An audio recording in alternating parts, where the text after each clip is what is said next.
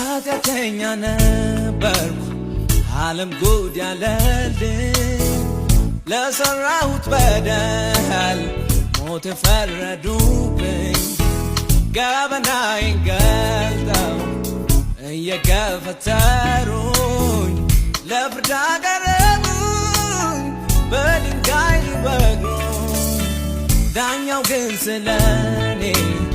በእውነት አዘነልኝ ውስጡን እያወቀ ለኔ ፈረደልኝ ከከሳሾቼ እጅ በጥበብ አስጥሎኝ